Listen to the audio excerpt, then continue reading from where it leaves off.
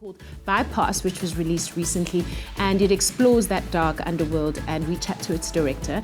And also we have the communications director of the Organ Donor Foundation of South Africa, and he talks to us about his mission to get more South Africans donating their organs. And what is so special about this story is that he doesn't only speak these things and be the communications director, he practices quite a lot of what he preaches.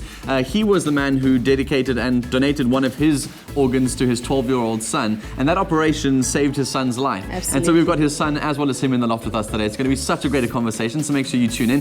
Basically on our social media accounts today, we're asking you the question. It's quite controversial. You may disagree, you may agree. Would you donate your organs? Why or why not? We'd love to hear from you. Hashtag Afternoon Express on Twitter as well as Facebook. We're Afternoon Express. And just keep the conversation going. Be as real and as honest as you can with us. We'll read your comments throughout the show today. And then obviously one of the other crises, you mentioned two important topics. The other one is this water crisis in the Western Cape at the moment. Crisis. Did you hear that they're about to announce implement level 4 restrictions? I mean, I feel like that should have happened earlier. Yeah, because we really are It's a bit too late to kind of enforce that now. Yeah, but it's anyway, dire need. My opinion. Exactly, yeah. I went to go and visit the Cliff Dam, which is the biggest dam in the Western Cape, the main water source to the sort of Western Cape, to really show you a visual understanding of what exactly is going on in the Western Cape, so stay tuned for that. Absolutely. Now, organ donation is an issue that most of us have heard about, but very few of us have been personally exposed to it. So film director Shane Vermooten has a brand new medical thriller out that delves deep into the world of organ donation with a specific focus on the black market. Indeed, and it's called Bypass, and the film looks at the relationship between a desperate mother and her son who is in dire need of an organ transplant, and the extreme length that she's willing to go to save his son's life. Just note, when you check out this trailer, make sure that you do know that there are some graphic images involved. Graphic images. On my count, 1, 2, 3. Do you know how long my son has been on your transplant list? 2 years. Sam is out of time.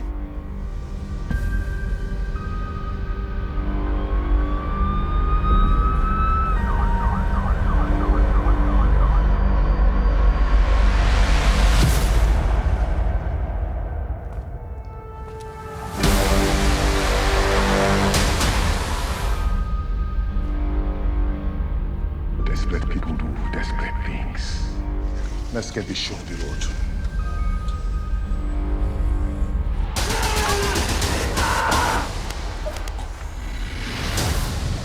If you try and contact anybody, we'll make sure you never see Sam again. Get her! Mom needs you to get her!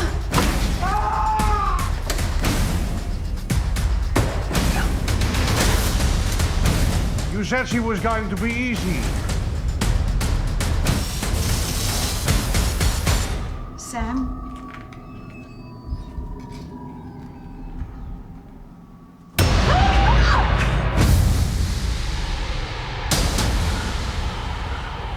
Okay, baby.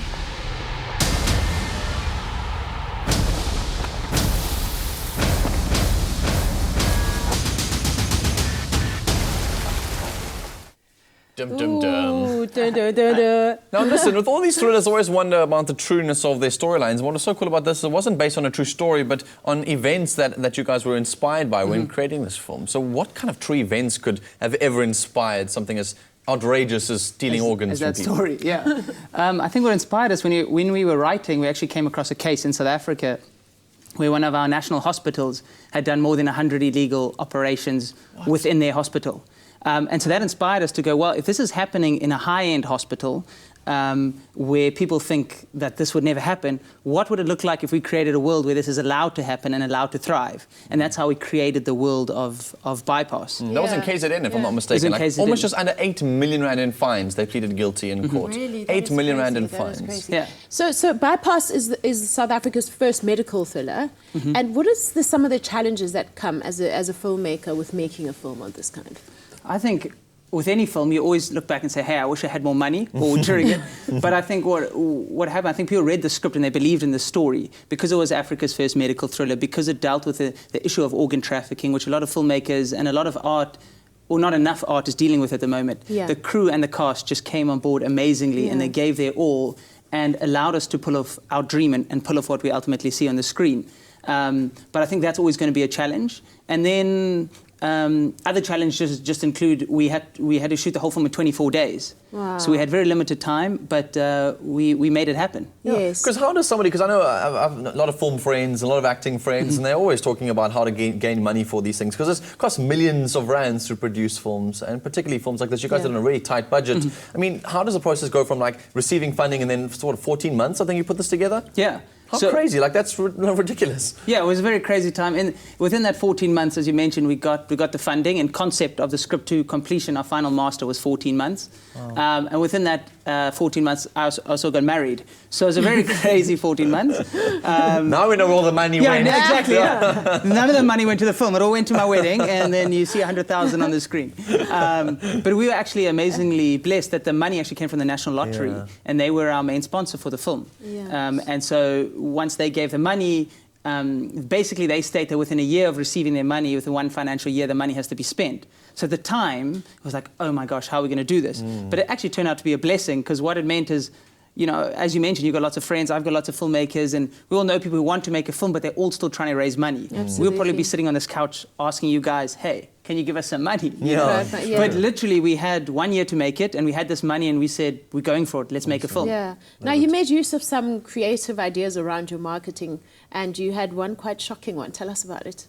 Yeah, so the one thing is we created a flyer, and we created a website, and basically we were selling organs on the side of the street. People were handing out flyers saying, hey, are you interested in buying organs? And we set up a website, and on the website you could send us emails, you could phone, someone would answer the phone, so it looked like a legitimate clinic. This website had 30,000 people visited within the first week. Wow. Every state in America visited it. And so that really got people speaking. And people started getting really mad, and ultimately we went on 5, 6, 7 Cape Talk, and we revealed, hey, actually, no, this thing is fake. It's marketing for a film. But also we want to encourage you to sign up to become organ donors. And through that we saw a 40% spike in people signing up to become organ donors. Yeah. I actually saw one of your flyers on Twitter where people were saying, is this true or is this not? Guys, oh my gosh, what's going on? Yeah, so people got up in arms about it, which was quite But that wasn't the only campaign you guys did. There was also that really cool truck, that see-through truck that you guys were with a whole bunch of like fake surgery going on. Yeah. And before we talk about it, here's a quick clip so that you guys can have a look at exactly how that unfolded.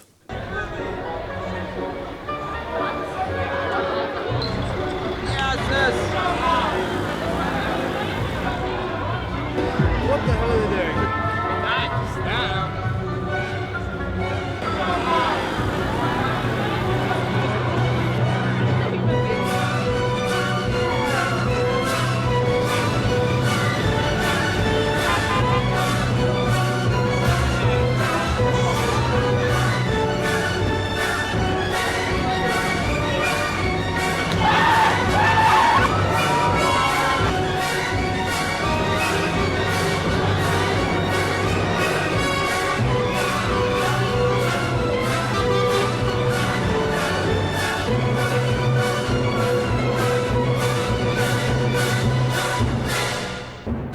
Taking surgery on the go to another level. That is incredible, though. Yeah, I think someone came to me actually and said, wow, what would that look like if that happened in real life? I was like, well, I think it exists. I think it's called an ambulance. You know? But yeah, we took it to the streets, and people are going crazy. As you can see, that was actually our first Thursdays.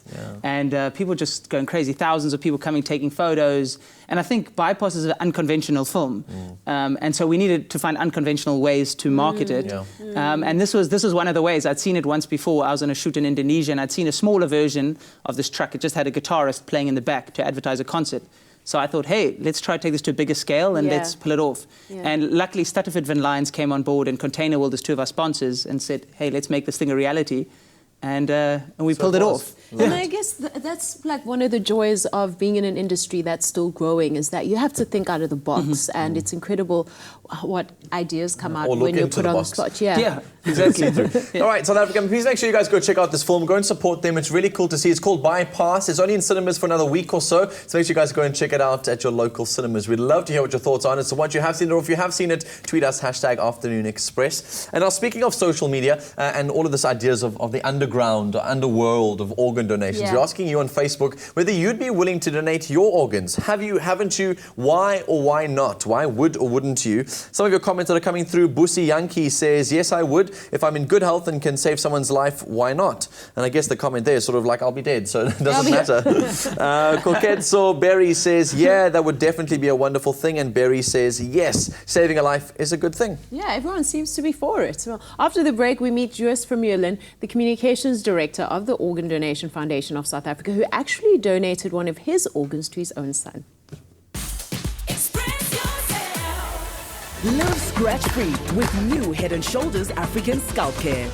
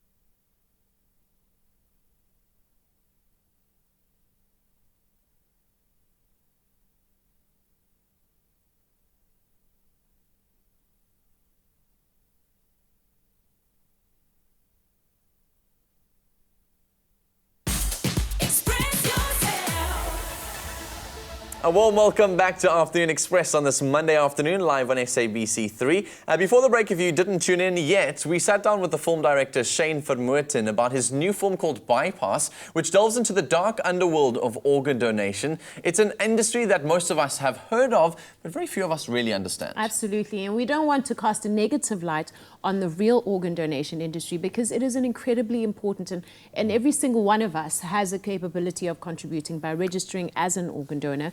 We're now joined by the Director of Communications at the Organ Donor Foundation of South Africa, Joyce Vermooten. Welcome to the Loft, Joyce. Thank you for having us. Thank you. So first of all, what exactly is the foundation? Like, tell us more. So the Organ Donor Foundation was started in 1988 by a group of businessmen and concerned people. And the whole objective of the foundation is to do public awareness around organ donation and the desperate need for people who need a life-saving organ transplant.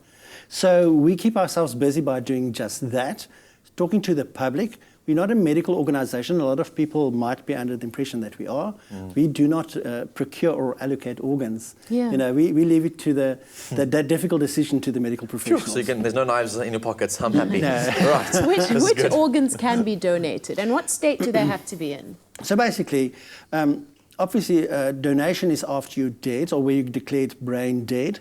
And one person can potentially save 7 people and possibly an 8th person, I'll explain how, is you can give a heart, 2 lungs, you can give your liver, 2 kidneys, your pancreas, and then sometimes, if it's possible, donate a piece of skin to save a baby's life or something like that. You know what's so fascinating? I've been watching all the comments on our Facebook page because we're asking everyone the question, I mean, would you or wouldn't you donate? And everyone's been saying, yes, I would.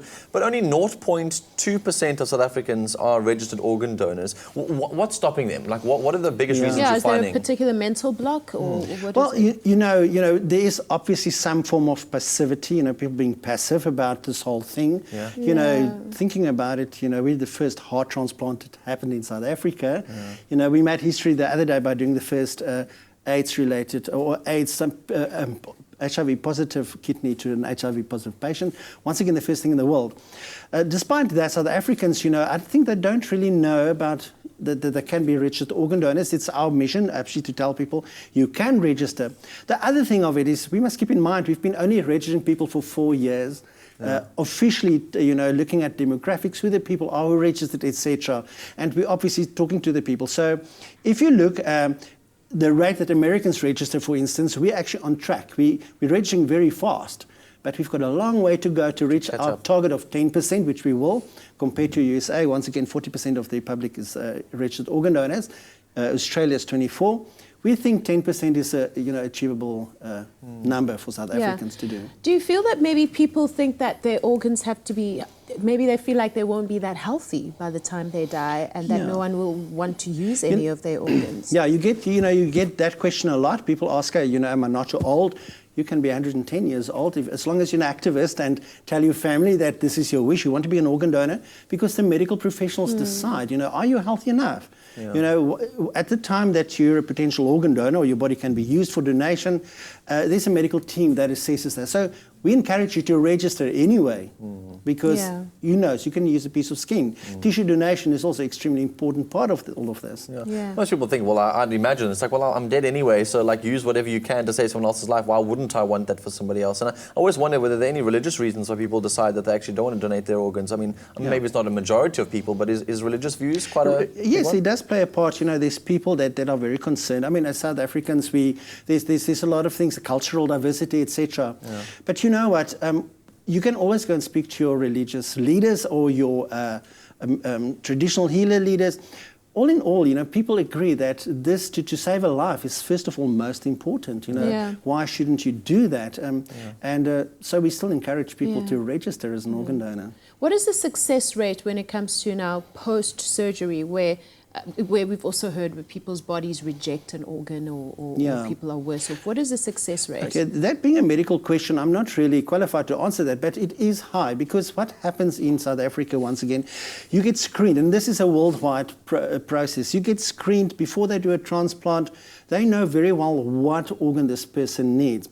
So therefore, it's actually so much more crucial that we've got more organs to choose from, because to get that ideal match, you're talking about blood type, you're talking about tissue, you're talking about antibodies. So there's a whole range of ideal things that must line up almost like the stars and the planets, etc., for this to happen. So the more organs we have, the better the chances are. I hope that some of the reasons people don't donate is because they're worried that you're going to hack their bodies once they're dead. And it's a very inhumane way of dealing with the human body. It doesn't seem like that's the case, because they deal with it very respectfully. Your spouse is allowed to say, listen, I don't feel like this, I'm comfortable with this, and they will respect that decision. But once I've died, let's say I've been declared brain dead, and you guys come swarming in, well, not you guys, but they come swarming in to extract my organs. How long do they survive after my death, or how quickly do they need to be extracted? So once again, once somebody is declared brain dead, there's a process called where they keep the organs oxygenated and the blood flowing through the body. It's a technical process, but that gives us time to basically line everything up, the patients, the doctors, the surgeons, everybody, to line them up. And once the actual organs gets moved out of that body. For instance, for a heart, you've got 4 hours to get it from wherever you want, if it's Cape Town, you've got to get it to Johannesburg, you've got 4 hours to take it out, fly it up there and put it in. Yo. But other organs like kidneys, you've got more time, like 48 hours, etc. Wow. So, but that is just from the time they take it out. Sure, amazing. Wow. Well, thank you so much for joining us. You're It's not a going pleasure. away. We're going to be joined by your beautiful son after this. you. Yeah, you donated one of your organs. Very, very brave man. Yeah. So, yeah, I'd be interested to know more about that conversation. And on our Facebook page at the moment, we're asking you, please be honest with us. We'd love to hear from you. If you don't feel like you're the type of person that would donate an organ, please share with us your reasons why. We're not going to judge. We're just going to I want to understand the different viewpoints. And if you are somebody who would, which seems to be most of the comments, we'd love to hear from you too. Nondumiso says, Afternoon Express, I would totally donate an organ because I had lost my grandma due to cervical ovarian cancer, and I would have done anything to exchange a part of me for her to continue living, so a part of me died when she died. And Anthony David says, someone gave me a kidney. It lasted for 7 years. Thank you for the gift of life. I would encourage everyone to donate. It does save lives. Absolutely. Currently back on dialysis and hopefully on transplant list soon. Please donate. We need your donations. Yeah. Anthony, thank you so much for sharing that with us. That's Absolutely. just a living testament of how much we need this. Yeah. Now, after the break, we meet young Rake, who is the son of Joost and was the recipient of an organ donation made by his father. Plus, we get cooking in the kitchen, a no-meat vegetable lasagna. Don't go away. Get a taste of the smooth life, and you could win big when you buy Tropica. Follow the entry details on your Tropica bottle and stand a chance to win daily airtime prizes, a weekly giveaway of an experience with a Tropica Island of Treasure contestant, Sunglass Hut vouchers, Daniel Klein watches, or LG home appliances. You could also win the grand prize of a brand new Kia Sportage. T's and C's apply on tropica.co.za. There's nothing smoother than winning with Tropica. Don't forget to watch Tropica Island of Treasure Seychelles every Monday at 7:30 on SABC3.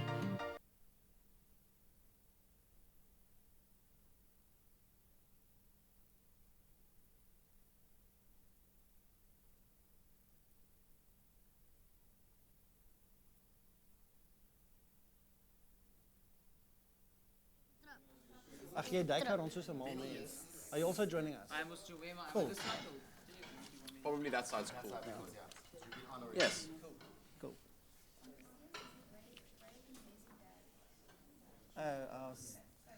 Oh, sweet. It's a money-making racket. So Shane, the angle with you, obviously I really want to introduce Rake here, understand their relationship and just sort of your two personal journeys. Your angle in this conversation is to say like how stories like this inspired your relationship with the film between the mother and the son, and how important that was, this is a living testimony like what to the end you'd go to save lives. I think just really unpack that for us. Wat kan ek net gou sê gaan Drink. ja my tropical. Gaan vat net 'n vinnige sluk. Vra gou vir die direkteur hierso. What does Rake have? So his condition he had is called atypical hemolytic uremic syndrome.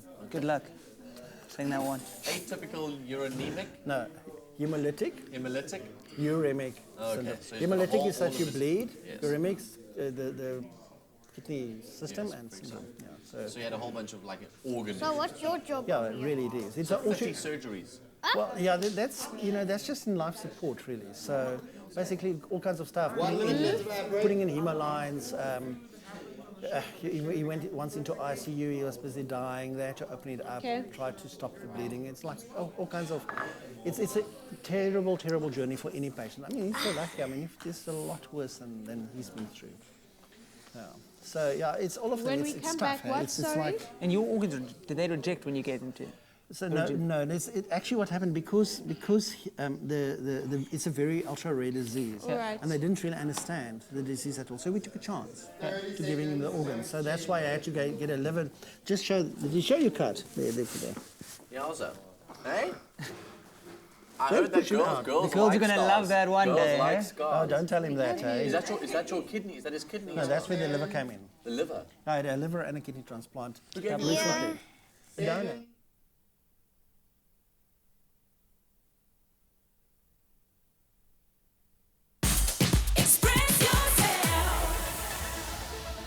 Welcome back to Afternoon Express, live on SABC3. We're back in our beautiful kitchen. We've got a beautiful view behind us. And joining us is Abigail, and we're going to be making some lasagna. Absolutely. It's the Eat In 150 Rand campaign, which feeds 4. Beautiful lasagna, but it's my take on lasagna. Oh, nice. I love your take on anything. Thanks, Bonnie. Cool. So what we've got, that's nice and hot. We've got some olive oil. Do you want to just put a little bit of olive oil in? Okay. So what we need to do is really just choose some really nice vegetables, wintry vegetables, whatever you fancy. That enough? Yeah, more, better, more. But in the deal, we've got all these beautiful vegetables already roasted with a little bit of rosemary. So you got that. What I like to do is to tear my mushrooms. Yeah. So we're going to start with mushrooms. You can use baby button ones, nice big brown ones. And then the other pot next to your body, we've got a nice simple tomato sauce. Is there a particular reason why you like to tear them? I just like texture and just, it's easier. Yeah. And it's just kind of more funkier. And fun instead of slicing. And also, you know, mushrooms absorb quite a bit of oil, and in this way they just get a nice crust on the outside. Right. So as I say, in this little pot we've got, you can smell, got some beautiful chopped onions. Yes. And a little bit of garlic that they've sweated through. You don't want them too brown. And this is the start of a beautiful simple tomato sauce. So this is my kind of healthy take, maybe kind of not too much cream cheese and cheese sauce in it, but more kind of real tomato sauce, but it's healthy. still fabulous lasagna. So we've got some, do you want to plonk those in? Those are a can of whole peeled tomatoes. In the onion? Absolutely. And if we can get all this out. Are these kind of whole tomatoes? Whole tomatoes, you can use chopped ones as well. Okay. Okay, and get those, do you want to give those a little bit of a stir? Absolutely. Always say to my students, don't stir the mushrooms too much because they don't get a crust and they just go all soggy and wimpy. Right. Yeah, cool. Also, I guess when you chop them too small, then they just... they just shrivel. Yeah, you they just want some shrivel, kind of meatiness. They die. Because that's what's so great about mushrooms and this lasagna is that you don't need the meat. So it's kind of like a meatless Monday dish. Yes. Cool. So the trick with my tomato sauce is to add olive oil. So it kind of stews in the olive oil, and olive oil is healthy, and we're trying to go a little bit healthy without too much protein. And as I say, sorry, for stretching, I'm going to put a little bit more in there. And as I say, you can use baby marrows. We've got beautiful roasted butternut as well. Okay. Some brinjals, which are really great. Brinjals are aubergines. They're beautiful, and they've got like a lovely meatiness. Just cut them in thin slices. To them? They look... Just beautiful thin slices. Or you can do cubes, whatever you fancy. Did you roast those? No, just fried them. But what I did do is I roasted the butternut just to get like little char-grilled edges. Okay. Okay, so just thin. And you know, there was in the olden days, well, not the olden days, not that olden day, we used to have to salt our brinjals to bring out like any kind of enzyme and the moisture. I just think now there's a variety that they've kind of outgrown that. Yeah, I never do that, and they're never bitter. So I think it was just the old kind. This is a new variety. Again, you could do beautiful slices. Sometimes we make this often at home, and then my husband often cooks as well, and then he does it this way. He does it his way, which is the chopped version. Yeah. I still put salt on my brinjals when I do. You know what? I mean, it's a long process. What I like to do with when I make spaghetti for vegetarian and a banting pasta, I do long spirals of baby marrow, and then I put them in a colander with salt, and then I let them stand for about 30 minutes, and that like toughens and firms them up. Cool. Okay, great. Okay, so how are those looking? Now we're going to just layer it up. All right. Yeah. Well, while we do that, we're going to take a short break. I think the key word is lasagna. Pasta. Pasta. The key Pasta word is the key word. SMS the keyword pasta to 33650, and SMSs cost R1.50. No free SMSs apply. We'll be right back. Oh man, we've got such incredible guests on the show with us today, and that food is smelling amazing. And now we're joined by Ryk, who is obviously the son of Jooste, as we continue this conversation about organ donation. And Jooste, you donated one of your organs to Ryk. Ryk, let's do our big hello. And your other one, what is your other one? Ah! So Ryk, it's so cool to have you in the loft. How are you? Fine, thank you. Good to hear. Come and take a seat with us over there. Oh, there we go. Typical playing with your toys. I'll pick this one up for you. Right. So, Jooste, tell us a bit about Ryk's story. So, when Ryk was about 18 months, no, when he was 11 months old, he got sick and we took him to a hospital. It ended up that he had renal failure. And when he was 2 years, okay, so we went straight onto dialysis. And when he was about 2 years old, I gave him a kidney, which lasted 4 months, but it was because of the syndrome he had, his disease that took it away, the kidney, and then he's been on dialysis for 11 years. Unfortunately, at the beginning of this year, he got a liver and a kidney transplant, the liver being helping with the original disease that he had, which solved the problem. So he's been on dialysis all his life. Oh my word, 11 out of your 12 years. And I mean, you've been in 30 operations, so I think 31 operations. Can you name them all? Imagine, I'm joking, I'm not going to put you on the spot, I won't, Drake. But I mean, you've been in and out of hospitals your whole life. Like, I mean, what is this whole scenario like for you? What has been the support like? Has it been hard? Yes. What's been the hardest part? Well, I couldn't drink. Drink lots of water. You couldn't drink water, they had to give you on a drip. No. So what does he mean by not being able to drink? So basically, when you need kidney, or when you've got kidney failure, you can't pass urine. So Because he was you fluid. can't wee and you can't eat a lot of salt because salt makes your system and you want to drink. Oh my word, I see. Yeah, so they restricted he was restricted between 300 and 500 mils of fluid in 24 hours, and that included medicines, everything. So they get very thirsty. Yeah, so we desperately needed organs. I mean, this could have been done a lot earlier on if there were enough on the market, correct? Yeah. Sure. Would you be comfortable showing us some of your scars? Yeah. Because I know girls love scars. Hey? Let's see if we can get your girlfriend on national television. Would you show me your biggest one? My biggest scar is this. Yes. Can I see? Sure. And there you have it. All because people haven't given enough organs. And so we really need this film of yours to continue to spread this message, Shane, because otherwise people like obviously Ray can get a chance to really receive all of these organs much earlier in life and live life to its full. And you're going back to school now, right? Yes. Yes, I cannot wait to see what happens. In terms of the film itself, with this organ donation, there's also this relationship between mother and son. Okay, you've got a father and son relationship as well, which is quite similar. Like, how did these things inspire your characters? Well, I think it's important to know that Bypass is a film about organ trafficking. It's not about organ donation. But when we looked at the issue of organ trafficking, basically organ trafficking is when people are forced to turn to the black market, or they turn to the black market. So once we made the film, we looked at the issue and said, but what is a solution? And a solution to the black market is organ donation and having more people sign up. And as was mentioned, in the film we state it's less than 2% of the population are donors. But the Organ Donor Foundation says less than 0.2%. So being on the list is a very difficult thing in South Africa if you're on the list, and it makes people turn to do desperate things. And I think when you look at the issue of organ trafficking, people can say it's very black and white. Well, it's right, it's wrong, you shouldn't do it. Until, like Josta's story, it becomes personal. And when we did research, we asked so many mothers, what would you do, or mothers and fathers, if you were in that situation? And like similar to this story, they said they would do whatever it takes. And so that black and white becomes very grey. Exactly. If I can add here, Sure. you know what? This is why this film is so relevant, because you really get desperate. People waiting on life support, waiting for organs, really, really suffer. I usually don't go and talk about my son in the public domain, but because of this film, I offer to do this. And what I need to say here is that it's an incredible journey for patients to wait. It is really not easy. That desperation factor is a real thing. He's had so many issues, where he just wanted to give up. And to keep that momentum going, it's extremely difficult. And donation can make the difference just like that. It's a choice. Amazing. Honestly, guys, you've both, all three of you in so many small little ways and in some really big ones have really inspired me to. There is no excuse, to be honest. Like, there is no excuse to not. So if you're one of those people who are sitting at home and wondering, like, well, how do I go about doing this? What is the sort of steps I need to follow? All of those details are on our website. It's afternoonexpress.co.za, afternoonexpress.co.za. We posted all the details on how you can become an organ donor. Let's get that 0.2% up until 10% before the end of 2017.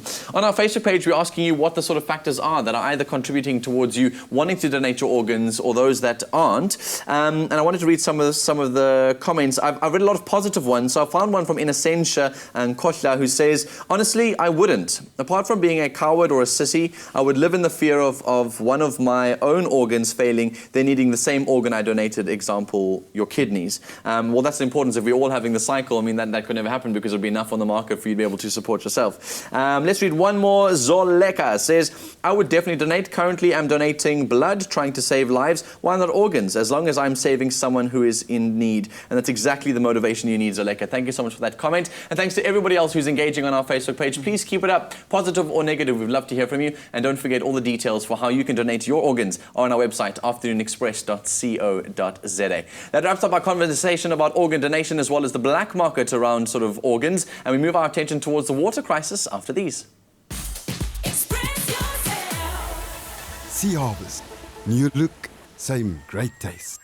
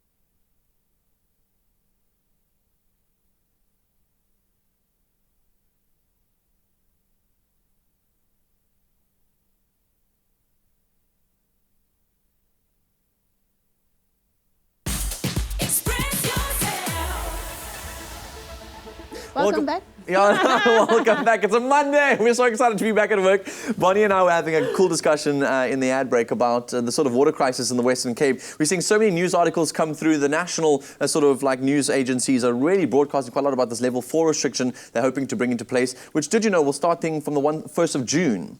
And I was wondering exactly what that meant for, like, what's the difference between level 3 and level 4. I don't know if you know, because I only just found out, like, literally in the ad break. Well, from what I understand now, I just think that should have been implemented earlier, because we can see that rain hasn't been coming. We haven't getting the rain that we need. But I think a level 4 restriction means 100 litres per household per day. Per person per day, yeah. Per person per day. And, you know, that's like just one short shower, basically, right? And maybe a few drinks of water. Just one flush of the toilet is about 6 litres of water. Just think about that in sort of the context of 100 litres of water per day. Yeah. I mean, they're suggesting that you're starting to use your bath water to fill up your cisterns and your toilets and things. It's a really... Well, no one's taking baths anymore. Well, I hope so. They shouldn't be. So it's a really big crisis that the Western Cape is facing at the moment. And I don't know if you know exactly what it means. Maybe you're based in Johannesburg or Durban and not really experiencing what the water crisis is like. So recently I went on a trip to Kloof Dam, which is the biggest feeder dam into the Western Cape, to give you a real insider's perspective into what this water crisis looks like on the ground. Take a look. Dam levels in the Western Cape have reached critical status, with the average level of the 6 major dams sitting at only 20%. The largest of these, Kloof Dam in Vermooten, which accounts for more than half of the volume of the total water supply, currently sits at below 15% of its capacity, and that number is dropping every day. Dave, as a water specialist, where are we at in terms of the Western Cape's water crisis? We're in dire straits. We have had a little bit of rain this year, but not nearly anything like we would have expected. Normally the rains start in earnest at the beginning of April or during April. Here we are with no sign of real rain on the horizon. Everybody seems to be holding on for those wintry rains in the Western Cape. Will that save us? No, it's very unlikely. Even if we have good rains, we're unlikely to see our dams rise to 100% full as we would normally expect. It's going to take us at least 2 or 3 seasons to recover completely, which means that they'll keep the restrictions in place even through winter. Every drop that's saved, even if it's in winter, is stored in the dam. So even if it's raining, we've still got to keep our water consumption down to the barest minimum. Well, let's talk worst case scenario. What happens when this dam hits 0%? It's unlikely that all of our dams will hit 0 at the same time. The combination of City of Cape Town and Department of Water Affairs administer our 4 major dams and quite a number of smaller dams that are all interconnected, and they manage it really carefully. So, for example, at the moment, they've drawn water from those dams that have the highest evaporation. So those are, by design, lower than the others. And in order to manage that, the city has chosen the technique of reducing the pressure, and they will continue to reduce pressure so that everybody gets water, but not as much out of a tap at any one time as they used to get. So if there's always going to be water, the question then becomes, why should we care and continue to conserve? If everybody continues to abuse their water use, then we have a problem. But I'm pleased to say that our citizens have realized the gravity of the situation and that it is a long-term problem, that we are in it for the next year or 2 at least, and we are totally dependent now on rainfall. What about boreholing? Because, I mean, there's mixed opinions about it. Some say it's great for saving water, and some say that they're actually abusing the water system that they've got too. Does it give people who have boreholes the right to consume as much water as they'd like? What they're doing is they're drawing water from a different resource during that period, and that means that we're actually saving that amount of water and keeping it in our dam rather than just everybody taking from the same resource. So the use of boreholes and well points is actually a good idea under these conditions, but it doesn't give them the right to abuse the resource. One of the most frustrating things for me is driving along the road or walking along the street and seeing a neighbor of ours watering their garden when we know how bad the crisis is. I mean, how effective has been the fining procedure? The name and shame approach was tried. I think it wasn't effective in saving a lot of water per se, but what it did do was enable neighbors of abusers of water to point out the error of those ways. And I think there has been quite a good response by everybody in Cape Town to the call to save water. And it's only under extreme abuse situations that they will follow through with real fines. It's a work-together approach that they prefer. When we get to a situation like this, you realize that actually we all need to work together, and it's become my personal challenge to see if I can use as little water as possible. And the benchmark is set by the fact that every household gets 6 kilolitres of water every month for free. And I'm proud to say that we've been able to reduce our water consumption so that we're under that 6 kilolitre a month marker. With winter approaching, the Western Cape is desperately hoping for some rain, but we cannot rely on hope alone. You and I are going to have to do everything in our capacity to save every drop for where it matters most.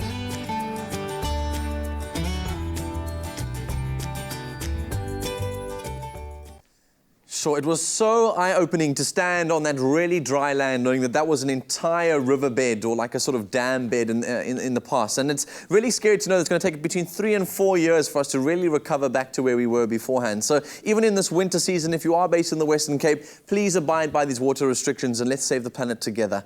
Now, Cape Town may be in a crisis with regards to the water supply, but one thing that there definitely is no short supply of is scenic beauty and wind. In today's installment of Afternoon Explores, Jeannie had the chance to view the mother city from a whole new angle.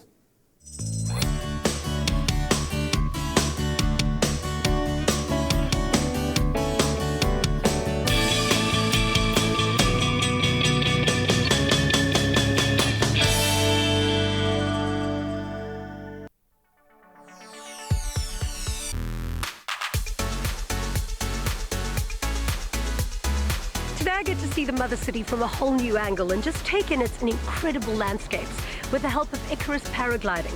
But I won't be alone. I'll be with my pilot, Shark Duplessis, who's also the owner of Icarus Paragliding.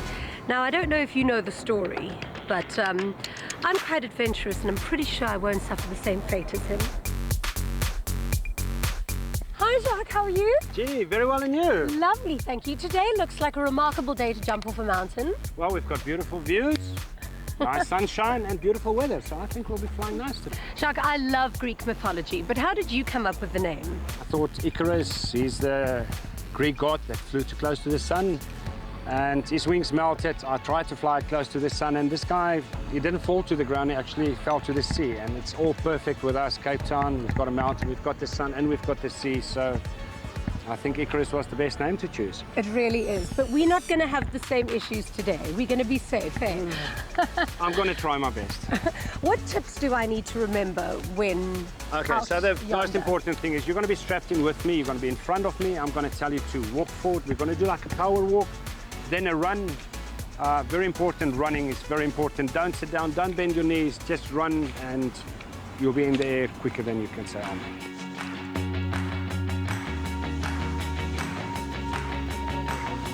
What's the most dangerous thing that can happen? If you run in front of me and you decide you're not going to run, you just fall down on your face, I'm sorry, that's your own fault, but I've got two helpers that's going to help you. Make sure you don't fall on your face, in just a few steps of running and you'll be fine. We are quite experienced. Okay, I'm looking really forward to this. Well, let's go and do that. And lucky I'm a good runner. I'm sure you are.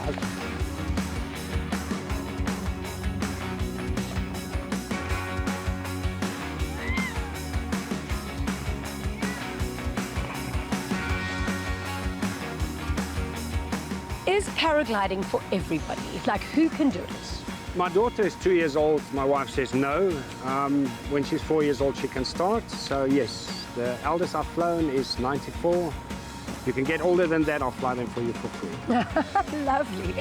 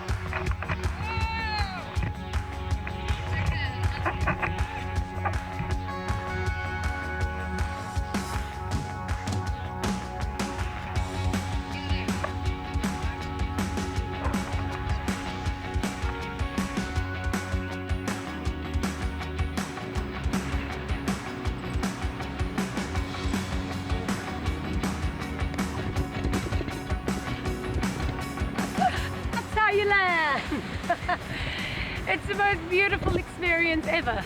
You know, the first time I went skydiving, my pilot said to me, this is why the birds sing, because it is just so tremendously beautiful and so peaceful up there. You are amazing. You gave me literally the best experience paragliding. Thank you so much. I'm just so glad you enjoyed that. I love that. Beautiful. Thank you. Mwah.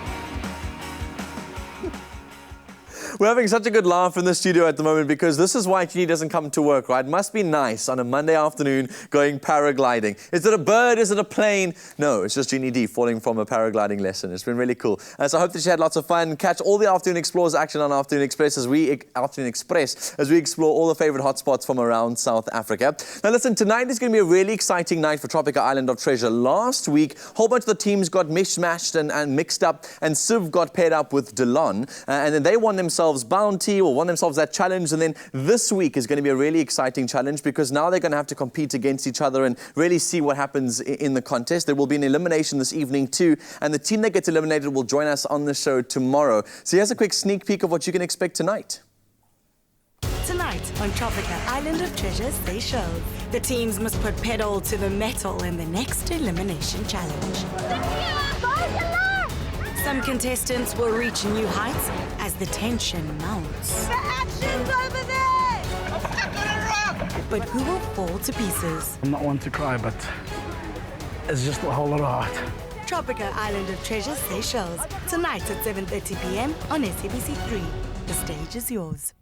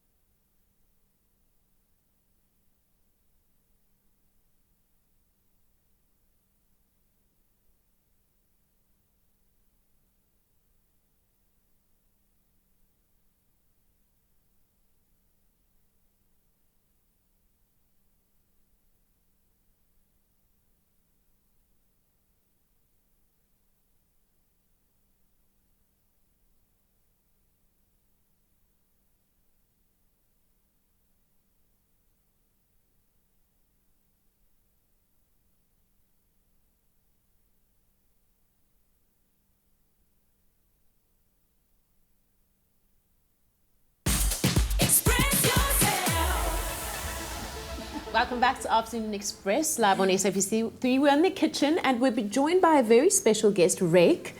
Hello, Rake. Now, Rake told me earlier that he wants to be a chef when he grows up, so it's very apt that he's now helping us layer the lasagna. Exactly, and he loves veggies. And he loves veggies, yes! And when he saw the tomato sauce, what did you say? What did it remind you of, your favourite movie? Ratatouille. Ratatouille! He's just got it, yeah. So the rest of our beautiful open lasagna is that we've blanched off some beautiful egg lasagna sheets. What we've got to do first, before the lasagna sheets really end up, is put some of the beautiful, luxurious tomato sauce on. Okay. What's your favourite vegetable, Reg? Potato. Potatoes? What kind? Chips, mashed, roast? Chips, roasted, and potato salad, and mashed potatoes. Yeah, and mashed potatoes, nice. Yeah. I love sweet potato. So I love the chips, I love the mash, I love them roasted, just like you, but sweet.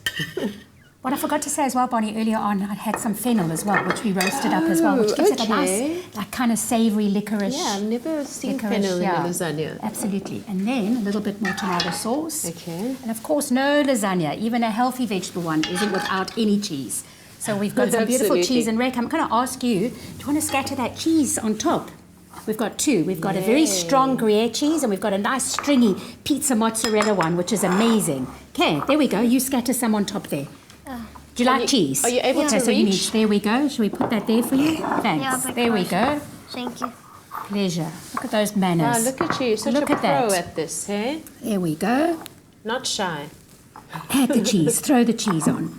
It's like that little mouse at Ratatouille. Remember, underneath his chef's hat. Kept on like whispering in, throw more, throw more. So sweet. There we go. We got some mozzarella. And you said earlier on you like baby tomatoes too. Yeah. So put some baby tomatoes on top. Yeah. Do you just eat them raw? What? Do you like eating them raw? Yeah. In your lunchbox? Yes. These are great on lasagna. Because they just, underneath the grill and in the oven, they just pop and ooze. There we go. Oh, you do like cheese. Yeah. There we go. Yeah. Yes, that's right. You Wipe just it throw on them that on. apron. Yep. That's what they're for. There we go. Okay, cool. So how long does this go in the oven for? So this goes in, I would do another layer, and probably like 30 minutes, because these lasagna sheets are pre-cooked as well. So you just need that cheese to ooze, the tomatoes to burst, and just yumminess. Yeah. Want to do the rest. I saw you agreeing there. Did you also know they were pre-cooked? Yeah. Yeah. The keyword for this recipe My is mom used to pasta. make us lasagna. Really? Lasagna is your favorite, hey? Yeah. Oh, that's so cool. The keyword Not is every pasta. Sunday, chicken. Oh, chicken lasagna. Okay. SMS the Not keyword chicken to lasagna, every Sunday, normal 33650. Here's a quick recap.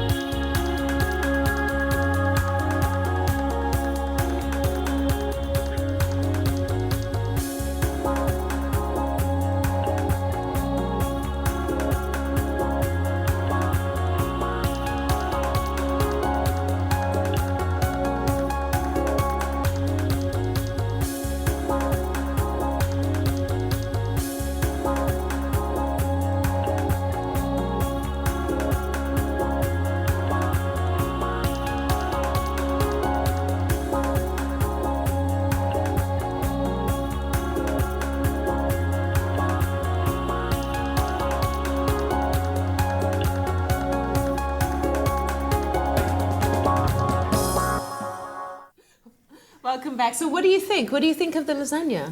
It's very nice. It looks good, hey? More like a ratatouille. More like a Yeah, ratatouille. But I think yeah. there's one more thing that you need to do. What? Oh, he knows. Just the Look at those touch. eyes, huh? Everything needs all Little black extra pepper. seasoning. Eh? Yeah, absolutely. Well, I can't wait for you to taste it. Should we dig Tell in? us what you think. Take a big long scoop there. There And we go. Abigail, thank you so much for coming to cook for us. This is absolutely Always amazing. a pleasure. I've had Yum. such fun today. Thank you. I'm so glad you're Look at incorporating that. veggies on a Monday. Oh my Exactly. word, I've been neglecting the vegetables this weekend. It was just chocolate all the way. I ran a race on Sunday morning. It was like 12 Ks and afterwards I just binged on anything. Anything I could Really? find, I sunk my teeth into. So it's so good to have I vegetables hope you back in my drank a lot diet. of water too. Yep, indeed I did. And thank you so much to everyone who's engaging us on our social media accounts today. Thanks for all the conversations around organ donation. Hopefully we'll see that number skyrocket after the show today. Go and get yourself registered. All the details are on our website, afternoonexpress.co.za. Really important, yeah. And go watch Bypass in cinemas. Bye, Rick. Off it goes. It's time for us to say goodbye. See you tomorrow, same time, same place, live on SABC3. Happy eating.